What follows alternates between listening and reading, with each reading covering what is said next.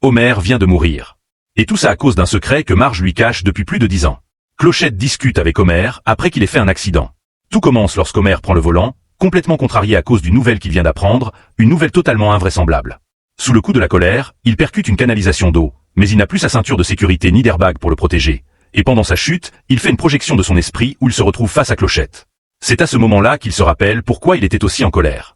Il s'était rendu à la banque pour ouvrir un coffre-fort personnel afin d'y ranger sa figurine, mais on lui apprend que Marge en possède déjà un depuis plus de 10 ans et qu'elle y reçoit de l'argent chaque mois grâce à une fiducie créée par son père avant sa mort, ce qui lui rapporte 1000 $ régulièrement. Même Bart et Lisa étaient déjà au courant puisqu'ils avaient ouvert son courrier et découvert la vérité, ce qui énerve encore plus Homer au point qu'il essaie même d'étrangler Bart. Dans sa tête, il n'y a qu'une seule explication. Marge dépense cet argent n'importe comment, il l'imagine en train de manger du caviar, engager des mannequins pour faire le ménage à sa place, et plus il y pense plus sa colère augmente. Mais Clochette intervient. Et ce qu'elle va lui montrer va tout changer.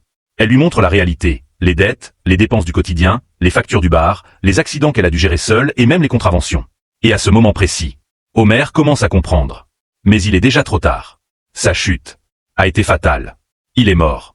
Et il se retrouve en enfer après avoir, en une seule seconde, commis tous les péchés capitaux. L'enfer est totalement différent de ce qu'il imaginait, et son châtiment consiste à être bouilli éternellement. Vous allez par là. Oh, il y a une file! Hey, ça vous dérange-tu si je passe devant vous? Ouais, ça me dérange en fait. Mais en se promenant, il voit quelqu'un, le père de Marge, assis, en train de jouer au poker. Mon gros, se calme, on fait pas ces affaires-là ici. Homer pense avoir compris. Mais la vérité est encore pire. En enfer, il fait face au père de Marge. Sans réfléchir, il l'attaque. Pour lui, c'est lui le responsable de tout. Mais très vite, la situation se retourne. Le père de Marge reste calme. Et il commence à parler. Il lui explique pourquoi il a créé cette fiducie. Pourquoi il a laissé cet argent. Ce n'était pas pour le luxe, ni pour le plaisir. C'était pour protéger Marge. Parce qu'il savait qu'un jour, elle aurait besoin de tout gérer seule. Chaque dépense, chaque problème, chaque erreur d'Homer. Et plus il parle, plus Homer comprend. Tout ce qu'il pensait savoir était faux.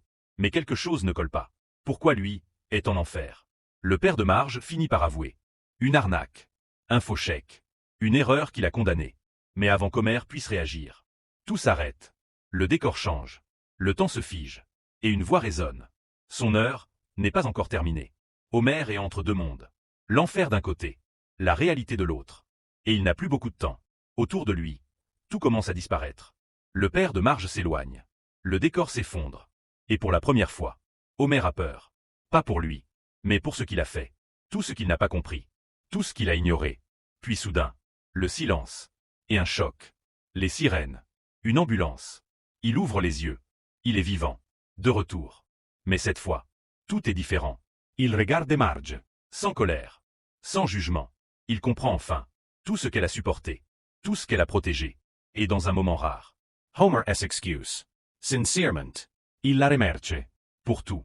Il a vraiment l'air de souffrir. Il n'y a rien que vous pouvez y donner. Absolument pas. C'est hors de question avant qu'on soit à l'hôpital. Ah.